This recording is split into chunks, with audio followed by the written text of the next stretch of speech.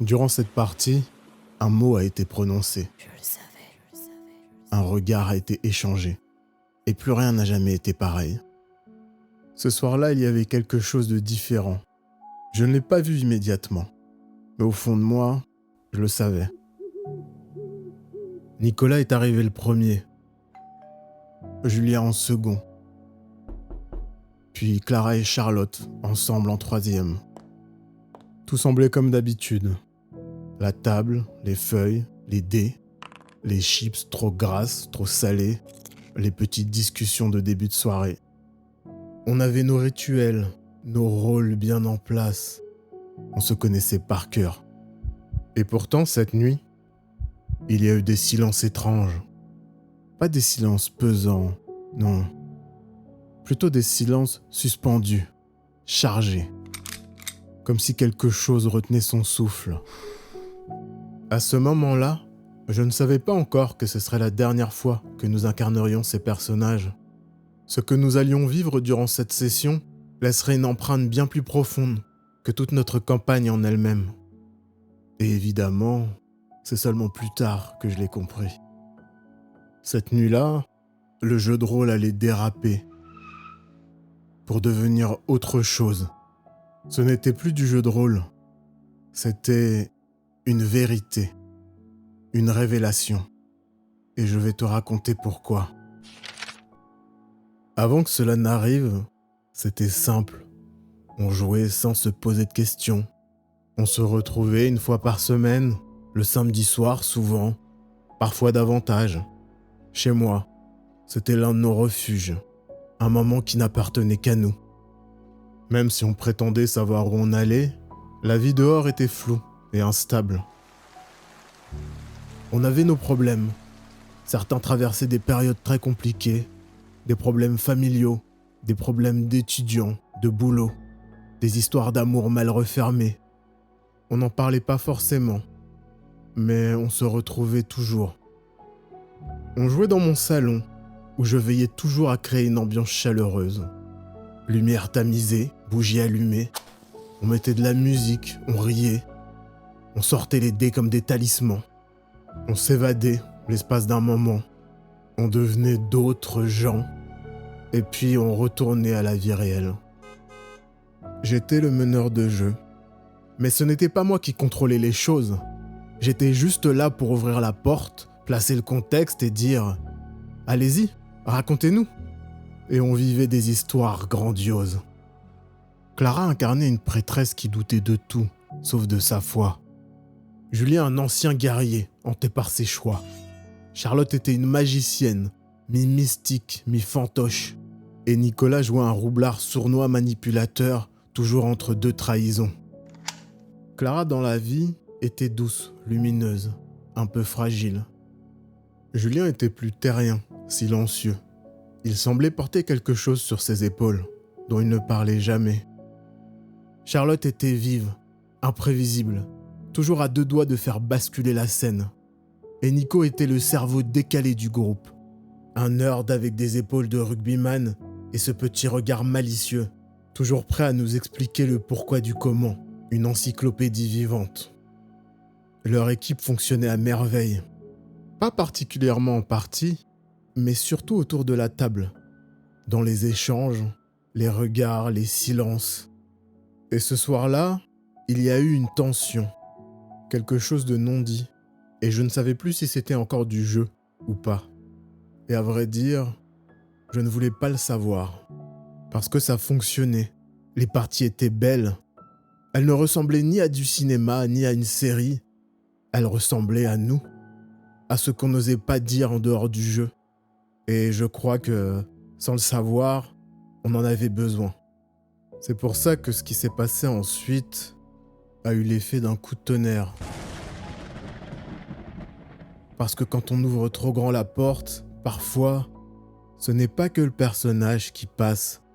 Et ce qui s'y est engouffré cette fois allait nous confronter à une vérité inattendue. Comme d'habitude, la partie avait bien commencé. Puis il y a eu un silence. Un beau silence. Celui qui précède une décision importante. Une scène qui va marquer. Cybèle, le personnage de Clara, venait d'ouvrir une brèche dans l'aventure. Un moment fort. Clara a commencé à parler. Mais ce n'était plus sa prêtresse. C'était elle. Et ça m'avait pris au dépourvu. Elle venait de découvrir un secret enfoui, un mensonge ancien, dissimulé par l'ordre qu'elle servait, une révélation sur sa foi, sur elle-même. Et je ne m'y attendais pas. Elle avait suivi son intuition et improvisé avec son éloquence naturelle. C'était magnifique. Elle avait les yeux humides, elle tremblait un peu. C'était plus que du roleplay, c'était elle, écorchée sans pudeur. Julien croisait les bras, silencieux.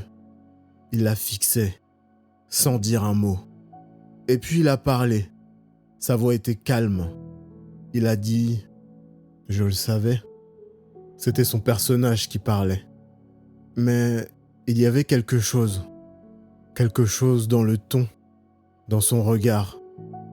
Clara s'est raidie. Elle a levé les yeux vers lui, lentement. Elle a demandé « Depuis quand ?» Et il a répondu « Depuis toujours, je l'ai toujours su, et je t'ai laissé croire. Ce n'était pas à moi de te révéler cette vérité. » Sa phrase résonnait, lourde de sous-entendus que je n'osais pas déchiffrer. Puis, un silence, un vrai. Un silence lourd, un silence qui serrait la gorge, qui semblait vouloir avaler tout le monde.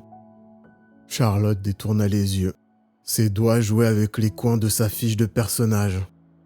Nicolas, lui, avait cessé de faire tourner les dés entre ses doigts. Tous deux ressentaient aussi ce que moi-même je ne parvenais pas à nommer. Clara fixait la table, muette. Et moi j'étais figé. Je ne savais plus si c'était une masterclass de roleplay ou un règlement de compte. Julien a ajouté dans un souffle « Je voulais voir ta réaction, quand tu découvrirais que toutes tes croyances étaient basées sur un mensonge. » Là j'ai su que nous n'étions plus simplement en jeu. Quelque chose n'avait plus rien à voir avec notre partie. Une allusion à la vraie vie. Clara s'est levée, pas brutalement. Elle a dit, la voix chancelante, presque brisée, comme si la moindre parole pouvait la faire s'effondrer.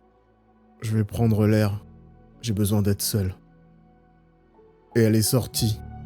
Personne n'a bougé. Charlotte gardait les yeux baissés. Nicolas avait le regard vide. Julien est resté là, les bras croisés, les yeux perdus dans la flamme d'une bougie. Et moi, je suis resté à ma place, le meneur, celui qui a ouvert la porte. Mais ce soir-là, j'avais laissé la porte ouverte, trop longtemps. Évidemment, on n'a pas repris la partie ce soir-là. Clara n'est pas revenue. Nicolas a posé son dé, le regard toujours perdu dans le vide. Charlotte avait les yeux rivés au sol, les mains jointes sur ses genoux, comme si le monde autour d'elle n'existait plus. Julien a fini par se lever, sans un mot. Il a ramassé ses affaires. Avant de partir, il m'a dit 2 phrases que je n'oublierai jamais. La deuxième, je l'ai comprise bien plus tard. Tu devrais lui parler. Et comme je lui ai dit à elle, ce n'est pas à moi de te dire cette vérité. Puis il est parti, suivi des autres. Et après, plus rien. Je me suis traîné jusqu'à mon lit. L'esprit envahi par des questions sans réponse. Quel drame invisible s'était joué ici, sous mes yeux? Qu'est-ce qui m'avait échappé? Qu'est-ce que Julien avait voulu dire? Qu'est-ce qu'il savait que j'ignorais encore? Le lendemain, j'ai rangé la table, lentement. Celle d'une partie avortée. Les dés étaient encore là. Son carnet, une feuille froissée. Il restait une présence étrange, une tension suspendue dans l'air. Ce qu'on avait créé ensemble, c'était plus fort que nous. Je m'en voulais encore, parce que j'avais laissé faire, parce que j'avais senti que ça débordait et que je n'avais rien dit. Mais comment savoir? Comment voir la faille avant qu'elle ne cède? Le jeu de rôle, c'est un miroir. La plupart du temps, c'est un refuge, un feu doux autour duquel on se rassemble. Il éclaire nos ombres sans nous juger. Il murmure « Ici tu peux respirer ». Mais parfois c'est un scalpel, tranchant. Durant cette partie, il a ouvert une faille qui ne s'est jamais vraiment refermée. Quand je rouvre ce carnet, j'ai l'impression que quelque chose m'attend encore entre ces pages. Une histoire qu'on n'a pas fini de raconter. Depuis ce soir-là, je n'ai jamais plus mené une partie de la même façon. Une part de moi avait changé. J'avais compris qu'on ne jouait pas simplement des personnages, on jouait à travers eux, avec ce qu'il y avait derrière, les doutes, les colères, les absences et les vérités cachées. J'ai compris que les histoires qu'on raconte ne sont jamais anodines. Elles laissent des marques, souvent belles, parfois violentes, mais toujours réelles. Et depuis, quand quelqu'un me dit qu'il joue au jeu de rôle, je l'écoute autrement, attentivement. J'entends comment il parle, ce qu'il cherche, ce qu'il fuit, ce qu'il s'autorise. Parce qu'au fond, on ne joue jamais juste à un jeu. On joue pour ressentir, pour accomplir quelque chose, pour réparer ce qui a été brisé, pour oser y faire face, pour tendre un fil vers les autres ou vers soi-même. Et parfois, ça fait mal. Pas parce qu'on le cherche, mais parce qu'on réveille une part de nous qu'on avait laissée dans l'ombre, dans un endroit qu'on avait cessé d'habiter pour ne plus souffrir. Alors, ce soir-là, ce n'était pas une bonne partie. Ce n'était même pas une partie du tout. En tout cas, ce n'est pas le souvenir qu'on en a gardé. C'était une vérité, crue, amère, indésirable, que je ne connaissais pas encore, même si je savais qu'elle existait. Et peut-être que le jeu de rôle, parfois, ce n'est que cela, un endroit fragile, où on murmure ce qu'on n'arrive pas à dire, un espace pour déposer ce qui brûle, où on recolle ce qui casse, où on cherche ce qui manque. Et c'est pour ça que j'y reviens toujours. Même si je sais désormais que lors de certaines aventures, ce n'est pas le jeu qui nous transporte. C'est nous, avec nos histoires, nos connexions et nos émotions. Je ne sais pas vraiment pourquoi je te raconte tout ça. Peut-être parce que je m'imagine que toi aussi, tu as vécu ce genre de moment, au détour d'une partie de jeu de rôle ou autrement, ou parce que j'aurais aimé qu'on dise quelque chose à celui que j'étais à l'époque, même si au fond je pense qu'on ne comprend les choses réellement qu'en les vivant.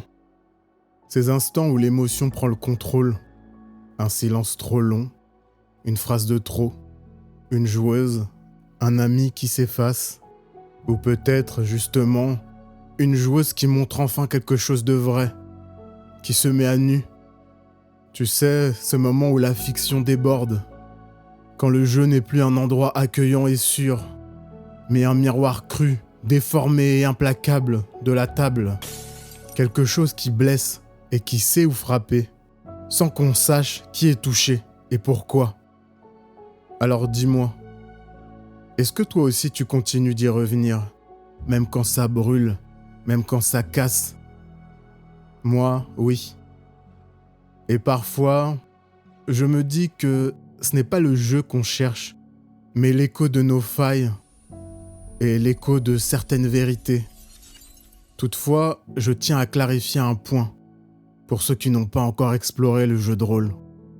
Certes, il y a des moments en jeu qui peuvent faire mal, c'est vrai, mais la plupart du temps, ce sont des instants magiques, des moments où les émotions positives se mélangent pour créer quelque chose de beau.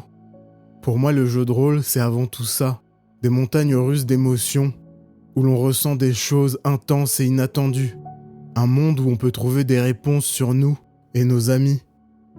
J'ai mis longtemps avant d'avoir ma réponse concernant Clara. J'aurais aimé te parler d'elle plus amplement, de ce qu'elle m'a dit, de ce qu'elle ne m'a pas dit, de pourquoi ce soir-là, elle est partie, et aussi de cette phrase énigmatique de Julien que je n'avais pas compris. Mais ce n'était pas le sujet de la vidéo, et ce sera pour une autre histoire. Abonne-toi et laisse-moi un message. À bientôt. Au revoir.